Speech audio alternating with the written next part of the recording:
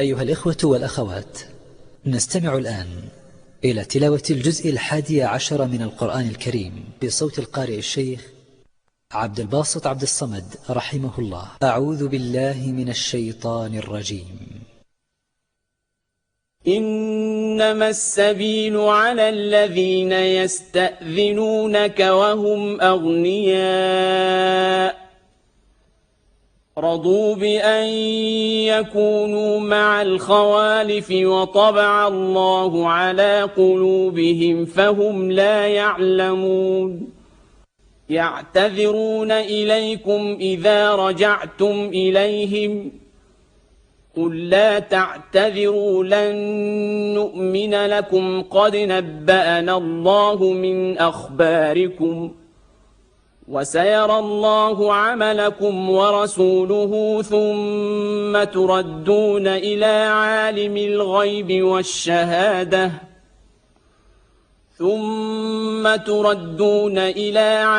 الغيب والشهادة فينبئكم بما كنتم تعملون. سيحلفون بالله لكم إذا انقلبتم إليهم لتعرضوا عنهم فأعرضوا عنهم إنهم رجس ومأواهم جهنم جزاء بما كانوا يكسبون. يحلفون لكم لترضوا عنهم فإن ترضوا عنهم فإن الله لا يرضى عن القوم الفاسقين. الأعراب أشد كفرا ونفاقا وأجدر ألا يعلموا حدود ما أنزل الله على رسوله والله عليم حكيم. ومن الأعراب من يتخذ ما ينفق مغرما ويتربص بكم الدوائر عليهم دائرة السوء والله سميع عليم. ومن الأعراب من يؤمن بالله واليوم الآخر ويتخذ ما ينفق قربات عند الله وصلوات الرسول ألا إنها قربة لهم سيدخلهم الله في رحمته إن الله غفور رحيم. والسابقون الأولون من المهاجرين والأنصار والذين اتبعوهم بإحسان رضي الله عنهم ورضوا عنه وأعد لهم جنات تجري تحتها الأنهار خالدين فيها أبدا ذلك الفوز العظيم. وممن حولكم من الأعراب منافقون ومن أهل المدينة مردوا على النفاق لا تعلمهم نحن نعلمهم سنعذبهم مرتين ثم يردون إلى عذاب عظيم. وآخرون اعترفوا بذنوبهم خلطوا عملا صالحا وآخر سيئا عسى الله أن يتوب عليهم إن الله غفور رحيم. خذ من أموالهم صدقة تطهرهم وتزكيهم بها وصل عليهم إن صلاتك سكن لهم والله سميع عليم. ألم يعلموا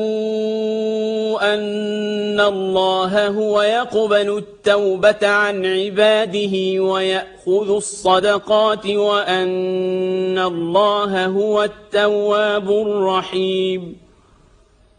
وقل اعملوا فسيرى الله عملكم ورسوله والمؤمنون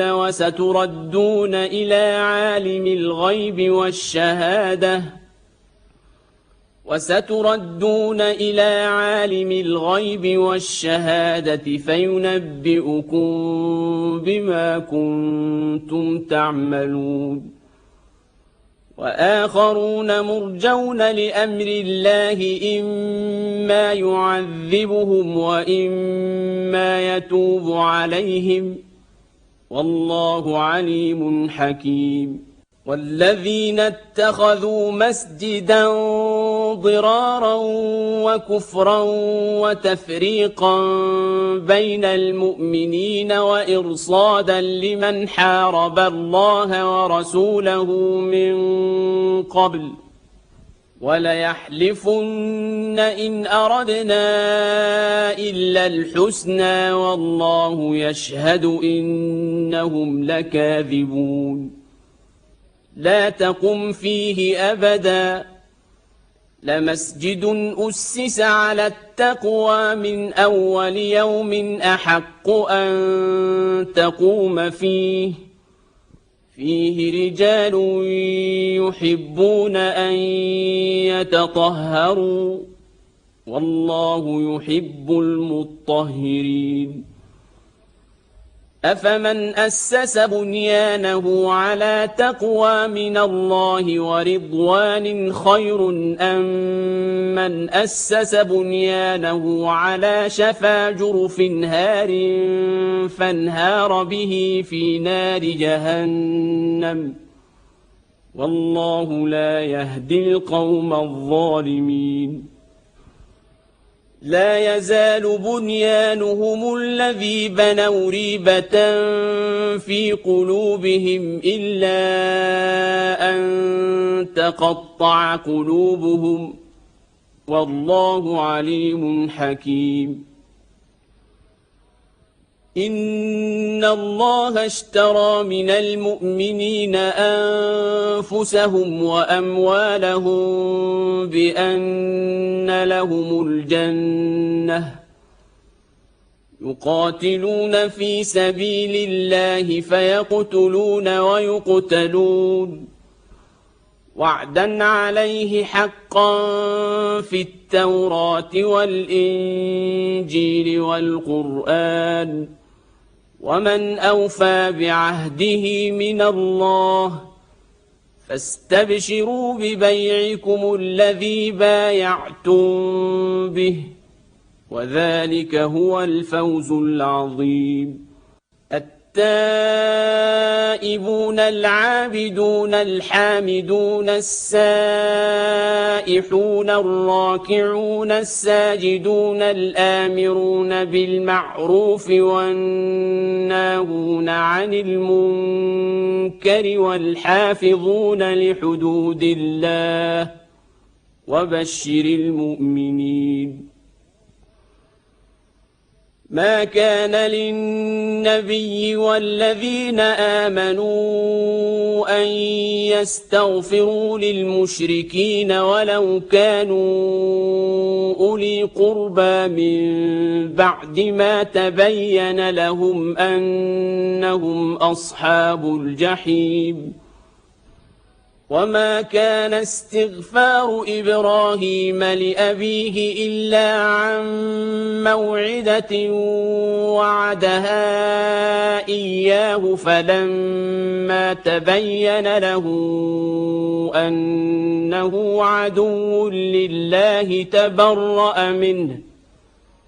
إن إبراهيم لأواه حليم وما كان الله ليضل قوما بعد إذ هداهم حتى يبين لهم ما يتقون إن الله بكل شيء عليم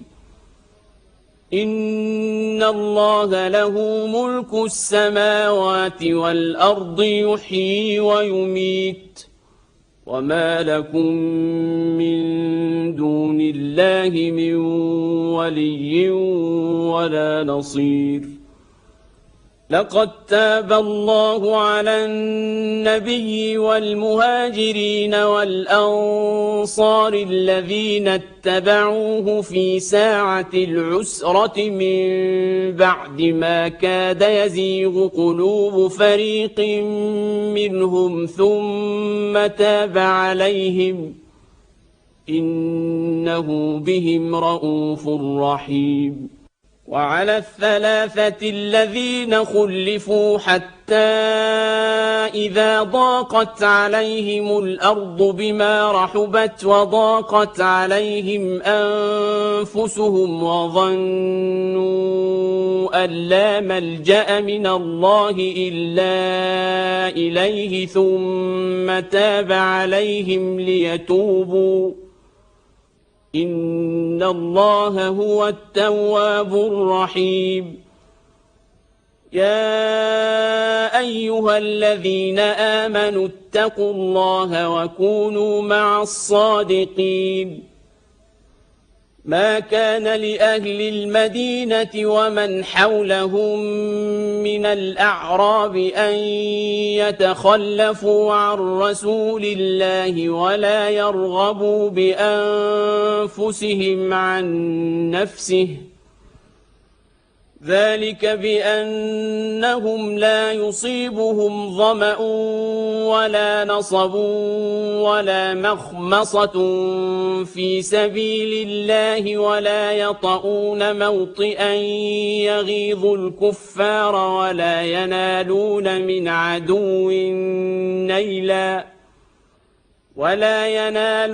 من عدو نيلا إلا كتب لهم به عمل صالح إن الله لا يضيع أجر المحسنين ولا ينفقون نفقة صغيرة ولا كبيرة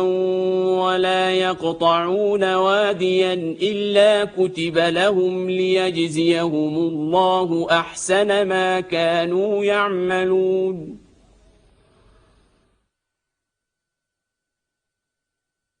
وما كان المؤمنون لينفروا كافة فلولا نفر من كل فرقة منهم طائفة ليتفقهوا في الدين ولينذروا قومهم إذا رجعوا إليهم لعلهم يحذرون يا أيها الذين آمنوا قاتلوا الذين يلونكم من الكفار وليجدوا فيكم غلظة واعلموا أن الله مع المتقين وإذا ما أنزلت سورة فمنهم من يقول أيكم زادته هذه إيمانا فأما الذين آمنوا فزادتهم إيمانا وهم يستبشرون وأما الذين في قلوبهم مرض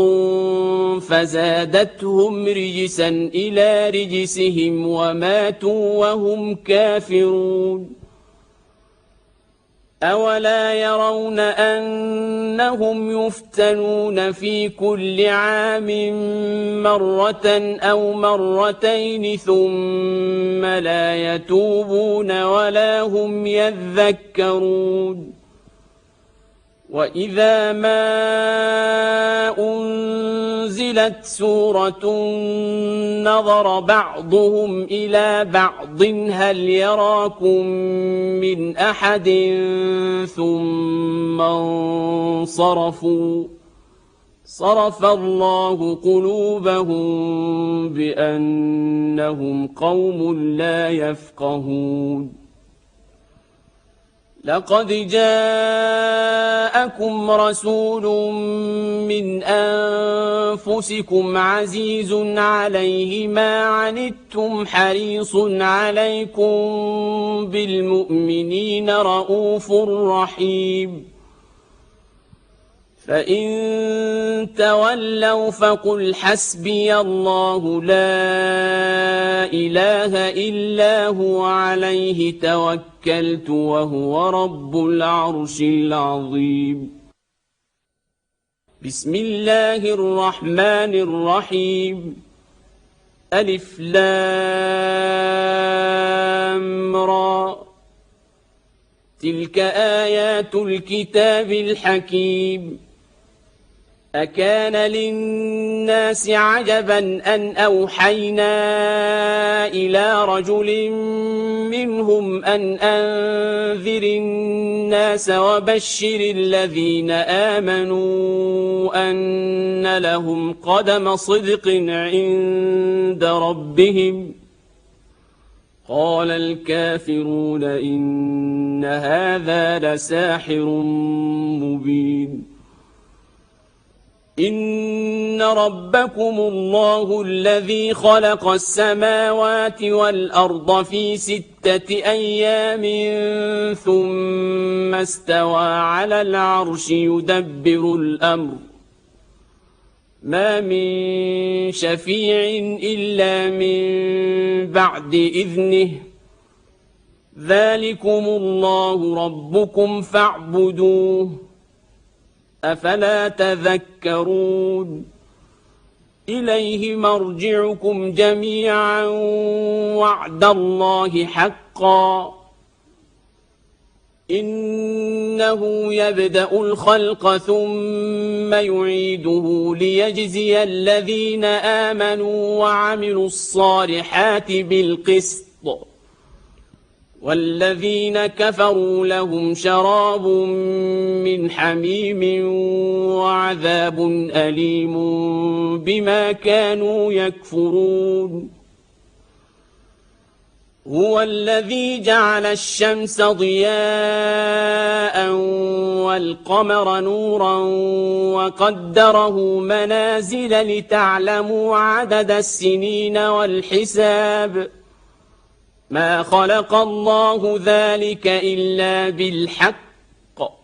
يفصل الآيات لقوم يعلمون إن في اختلاف الليل والنهار وما خلق الله في السماوات والأرض لآيات لقوم يتقون إن الذين لا يرجون لقاءنا ورضوا بالحياة الدنيا واطمأنوا بها والذين هم عن آياتنا غافلون أولئك مأواهم النار بما كانوا يكسبون إن الذين آمنوا وعملوا الصالحات يهديهم ربهم بإيمانهم تجري من تحتهم الأنهار في جنات النعيم دعواهم فيها سبحانك اللهم وتحيتهم فيها سلام وآخر دعواهم أن الحمد لله رب العالمين ولو يعجل الله للناس الشر استعجالهم بالخير لقضي إليهم أجلهم فنذر الذين لا يرجون لقاءنا في طغيانهم يعمهون وإذا مس الإنسان الضر دعانا لجنبه أو قاعدا أو قائما فلما كشفنا عنه ضره مر كأن لم يدعنا إلى ضر مسه كذلك زين للمسرفين ما كانوا يعملون ولقد أهلكنا القرون من قبلكم لما ظلموا وجاءتهم رسلهم بالبينات وما كانوا ليؤمنوا كذلك نجزي القوم المجرمين ثم جعلناكم خلائف في الأرض من بعدهم لننظر كيف تعملون وإذا تتلى عليهم آياتنا بينات قال الذين لا يرجون لقاء نأت بقرآن غير هذا أو بدله قل ما يكون لي أن أبدله من تلقاء نفسي إن أتبع إلا ما يوحى إلي إني أخاف إن عصيت ربي عذاب يوم عظيم قل لو شاء الله ما تلوته عليكم ولا أدراكم به فقد لبثت فيكم عمرا من قبله أفلا تعقلون فمن أظلم ممن افترى على الله كذبا أو كذب بآياته إنه لا يفلح المجرمون ويعبدون من دون الله ما لا يضرهم ولا ينفعهم ويقولون هؤلاء شفعاؤنا عند الله قل أتنبئون الله بما لا يعلم في السماوات ولا في الأرض سبحانه وتعالى عما يشركون وما كان الناس إلا أمة واحدة فاختلفوا ولولا كلمة سبقت من ربك لقضي بينهم فيما فيه يختلفون ويقولون لولا أنزل عليه آية من ربه فقل إنما الغيب لله فانتظروا إني معكم من المنتظرين وإذا أذقنا الناس رحمة من بعد ضراء مستهم إذا لهم مكر في آياتنا قل الله أسرع مكرا إن رسلنا يكتبون ما تمكرون هو الذي يسيركم في البر والبحر حتى إذا كنتم في الفلك وجرين بهم بريح طيبة وفرحوا بها جاءتها ريح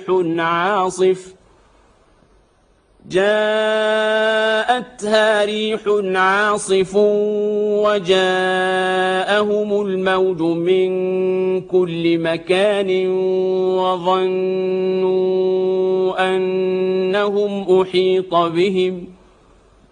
وظنوا ظنوا أنهم أحيط بهم دعوا الله مخلصين له الدين لئن أنجيتنا من هذه لنكونن من الشاكرين فلما أنجاهم إذا هم يبغون في الأرض بغير الحق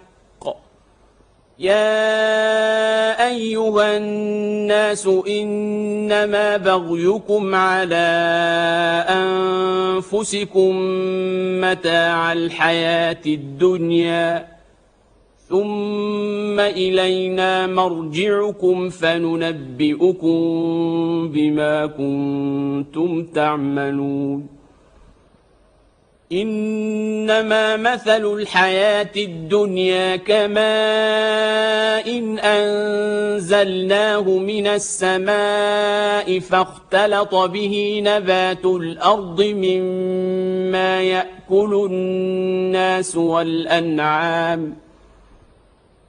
مما يأكل الناس والأنعام حتى إذا أخذت الأرض زخرفها وزينت وظن أهلها أنهم قادرون عليها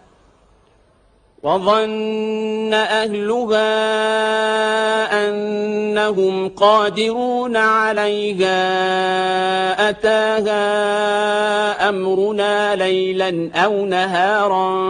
فجعلناها حصيدا كأن لم تغن بالأمس كذلك نفصل الآيات لقوم يتفكرون والله يدعو إلى دار السلام ويهدي من يشاء إلى صراط مستقيم للذين أحسنوا الحسنى وزيادة ولا يرهق وجوههم قتر ولا ذلة أولئك أصحاب الجنة هم فيها خالدون والذين كسبوا السيئات جزاء سيئة بمثلها وترهقهم ذلة ما لهم من الله من عاصم كأنما أغشيت وجوههم قطعا من الليل مظلما أولئك أصحاب النار هم فيها خالدون ويوم نحشرهم جميعا ثم نقول للذين أشركوا مكانكم أنتم وشركاؤكم فزيلنا بينهم وقال شركاؤهم ما كنتم إيانا تعبدون فكفى بالله شهيدا بيننا وبينكم إن كنا عن عبادتكم لغافلين هنالك تبلو كل نفس ما أسلفت وردوا إلى الله مولاهم الحق وضل عنهم ما كانوا يفترون قل من يرزقكم من السماء والأرض أم من يملك السمع والأبصار ومن يخرج الحي من الميت ويخرج الميت من الحي ومن يدبر الأمر فسيقولون الله فقل أفلا تتقون فذلكم الله ربكم الحق فماذا بعد الحق إلا الضلال فأنى تصرفون كذلك حقت كلمة ربك على الذين فسقوا أنهم لا يؤمنون قل هل من شركائكم من يبدأ الخلق ثم يعيده قل الله يبدأ الخلق ثم يعيده فأنى تؤفكون قل هل من شركائكم من يهدي إلى الحق قل الله يهدي للحق أفمن يهدي إلى الحق أحق أن يتبع أم من لا يهدي إلا أن يهدى فما لكم كيف تحكمون وما يتبع أكثرهم إلا ظنّا إن الظن لا يغني من الحق شيئا إن الله عليم بما يفعلون وما كان هذا القرآن أن يفترى من دون الله ولكن تصديق الذي بين يديه وتفصيل الكتاب لا ريب فيه من رب العالمين أم يقولون افتراه قل فأتوا بسورة مثله وادعوا من استطعتم من دون الله إن كنتم صادقين بل كذبوا بما لم يحيطوا بعلمه ولما يأتهم تأويله كذلك كذب الذين من قبلهم فانظر كيف كان عاقبة الظالمين ومنهم من يؤمن به ومنهم من لا يؤمن به وربك أعلم بالمفسدين وإن كذبوك فقل لي عملي ولكم عملكم أنتم بريئون مما أعمل وأنا بريء مما تعملون ومنهم من يستمعون إليك أفأنت تسمع الصم ولو كانوا لا يعقلون ومنهم من ينظر إليك أفأنت تهدي العمي ولو كانوا لا يبصرون إن الله لا يظلم الناس شيئا ولكن الناس أنفسهم يظلمون ويوم يحشرهم كأن لم يلبثوا إلا ساعة من النهار يتعارفون بينهم قد خسر الذين كذبوا بلقاء الله وما كانوا مهتدين وإما نرينك بعض الذي نعدهم أو نتوفينك فإلينا مرجعهم ثم الله شهيد على ما يفعلون ولكل أمة رسول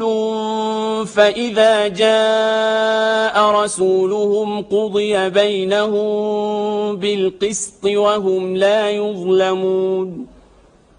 ويقولون متى هذا الوعد إن كنتم صادقين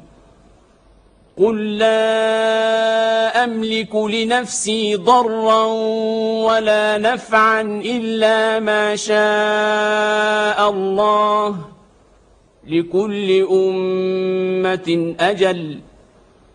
إذا جاء أجلهم فلا يستأخرون ساعة ولا يستقدمون قل أرأيتم إن أتاكم عذابه بياتا أو نهارا ماذا يستعجل منه المجرمون أثم إذا ما وقع آمنتم به الآن وقد كنتم به تستعجلون ثم قيل للذين ظلموا ذوقوا عذاب الخلد هل تجزون إلا بما كنتم تكسبون ويستنبئونك أحق هو قل إي وربي إنه لحق وما أنتم بمعجزين ولو أن لكل نفس ظلمت ما في الأرض لافتدت به وأسروا الندامة لما رأوا العذاب وقضي بينهم بالقسط وهم لا يظلمون ألا إن لله ما في السماوات والأرض ألا إن وعد الله حق ولكن أكثرهم لا يعلمون هو يحيي ويميت وإليه ترجعون يا أيها الناس قد جاءتكم موعظة من ربكم وشفاء لما في الصدور وهدى ورحمة للمؤمنين قل بفضل الله وبرحمته فبذلك فليفرحوا هو خير مما يجمعون قل أرأيتم ما أنزل الله لكم من رزق فجعلتم منه حراما وحلالا قل الله أذن لكم أم على الله تفترون وما ظن الذين يفترون على الله الكذب يوم القيامة إن الله لذو فضل على الناس ولكن أكثرهم لا يشكرون وما تكون في شأن وما تتلو منه من قرآن ولا تعملون من عمل إلا كنا عليكم شهودا إذ تفيضون فيه وما يعزب عن ربك من مثقال ذرة في الأرض ولا في السماء ولا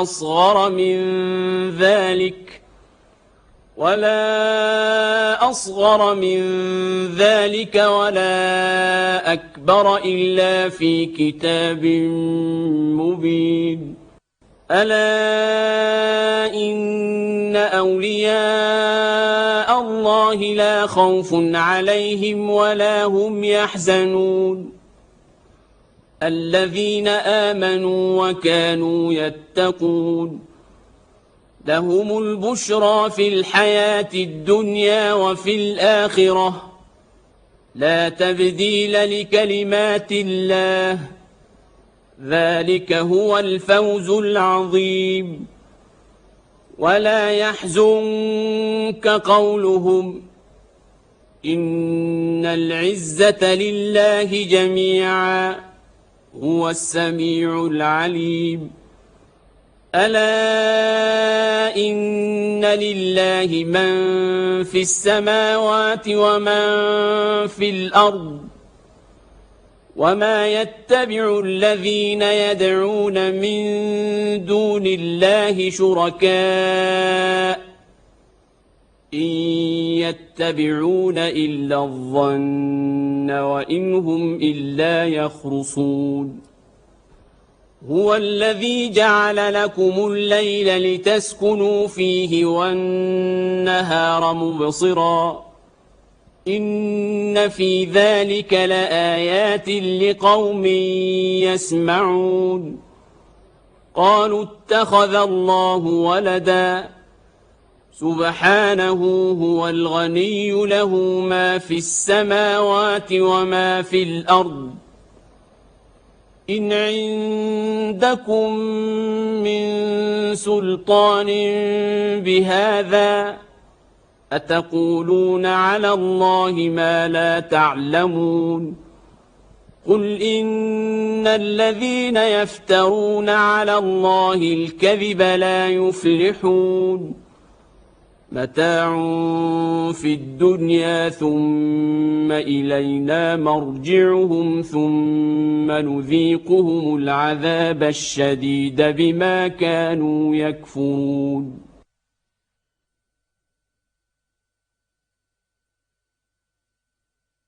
واتل عليهم نبأ نوح إذ قال لقومه يا قوم إن كان كبر عليكم مقامي وتذكيري بآيات الله فعلى الله توكلت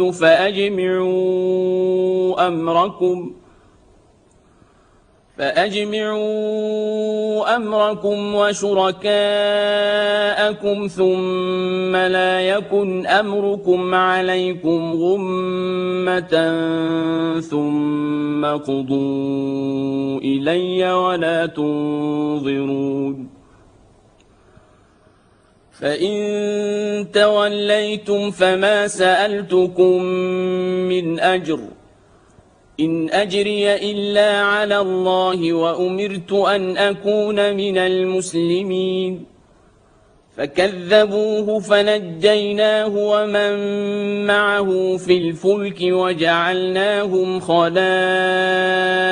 وأغرقنا الذين كذبوا بآياتنا فانظر كيف كان عاقبة المنذرين ثم بعثنا من بعده رسلا إلى قومهم فجاءوهم بالبينات فما كانوا ليؤمنوا بما كذبوا به من قبل كذلك نطبع على قلوب المعتدين ثم بعثنا من بعدهم موسى وهارون إلى فرعون وملئه بآياتنا فاستكبروا وكانوا قوما مجرمين فلما جاءهم الحق من عندنا قالوا إن هذا لسحر مبين قال موسى أتقولون للحق لما جاءكم أسحر هذا ولا يفلح الساحرون قالوا أجئتنا لتلفتنا عما وجدنا عليه آباءنا وتكون لكما الكبرياء في الأرض وما نحن لكما بمؤمنين وقال فرعون ائتوني بكل ساحر عليم فلما جاء السحرة قال لهم موسى ألقوا ما أنتم ملقون فلما ألقوا قال موسى ما جئتم به السحر إن الله سيبطله إن الله لا يصلح عمل المفسدين ويحق الله الحق بكلماته ولو كره المجرمون فما آمن لموسى إلا ذرية من قومه على خوف من فرعون وملئهم أن يفتنهم وإن فرعون لعال في الأرض وإنه لمن المسرفين وقال موسى يا قوم إن كنتم آمنتم بالله فعليه توكلوا إن كنتم مسلمين فقالوا على الله توكلنا ربنا لا تجعلنا فتنة للقوم الظالمين ونجنا برحمتك من القوم الكافرين وأوحينا إلى موسى وأخيه أن تبوأ لقومكما بمصر بيوتا وجعلوا بيوتكم قبلة وأقيموا الصلاة وبشر المؤمنين وقال موسى ربنا إنك آتيت فرعون وملأه زينة وأموالا في الحياة الدنيا ربنا إنك آتيت فرعون وملأه زينة وأموالا في الحياة الدنيا ربنا ليضلوا عن سبيلك ربنا اطمس على أموالهم واشدد على قلوبهم ربنا اطمس على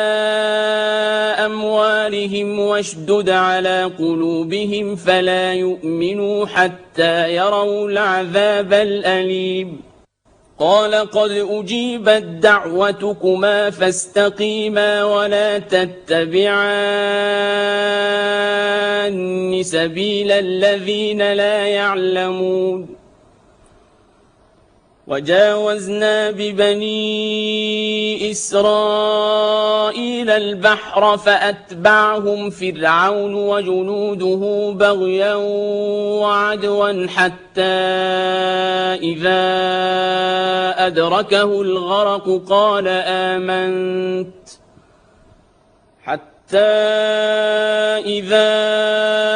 أدركه الغرق قال آمنت أنه لا إله إلا الذي آمنت به بنو إسرائيل وأنا من المسلمين الآن وقد عصيت قبل وكنت من المفسدين فاليوم ننجيك ببدنك لتكون لمن خلفك آية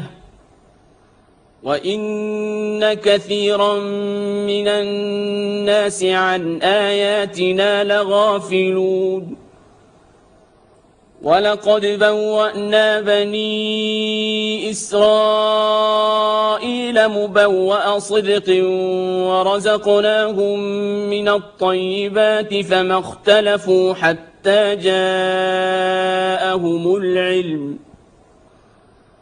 إن ربك يقضي بينهم يوم القيامة فيما كانوا فيه يختلفون فإن كنت في شك مما أنزلنا إليك فاسأل الذين يقرؤون الكتاب من قبلك لقد جاءك الحق من ربك فلا تكونن من الممترين ولا تكونن من الذين كذبوا بآيات الله فتكون من الخاسرين إن الذين حقت عليهم كلمة ربك لا يؤمنون ولو جاءتهم كل آية حتى يروا العذاب الأليم فلولا كانت قرية آمنت فنفعها إيمانها إلا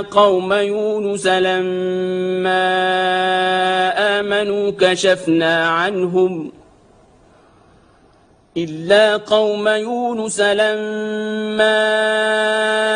آمنوا كشفنا عنهم عذاب الخزي في الحياة الدنيا ومتعناهم إلى حين ولو شاء ربك لآمن من في الأرض كلهم جميعا أفأنت تكره الناس حتى يكونوا مؤمنين وما كان لنفس أن تؤمن إلا بإذن الله ويجعل الرجس على الذين لا يعقلون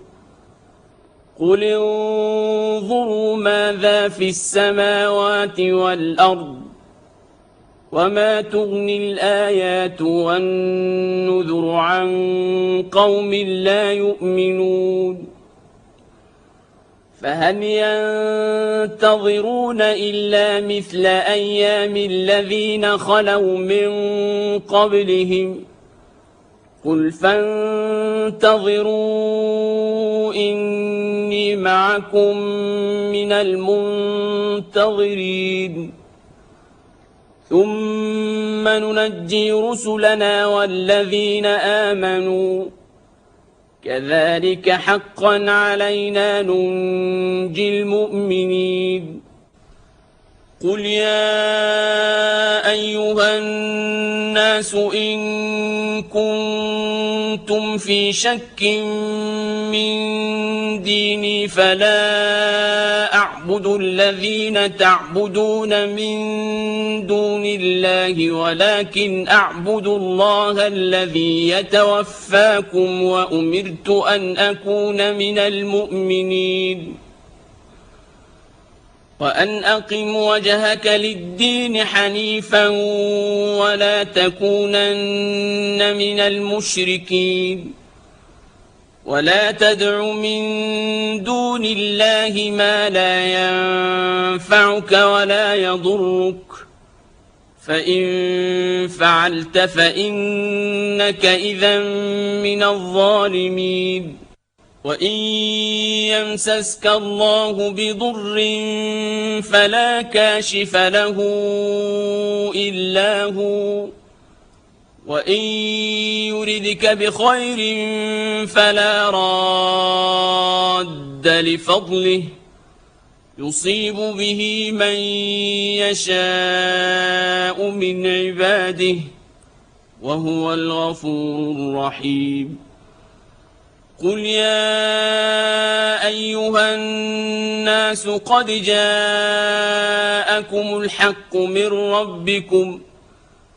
فمن اهتدى فإنما يهتدي لنفسه ومن ضل فإنما يضل عليها وما أنا عليكم بوكيل واتبع ما يوحى إليك واصبر حتى يحكم الله وهو خير الحاكمين بسم الله الرحمن الرحيم ألف لام را كتاب أحكمت آياته ثم فصلت من لدن حكيم خبير ألا تعبدوا إلا الله إنني لكم منه نذير وبشير وأن استغفروا ربكم ثم توبوا إليه يمتعكم متاعا حسنا إلى أجل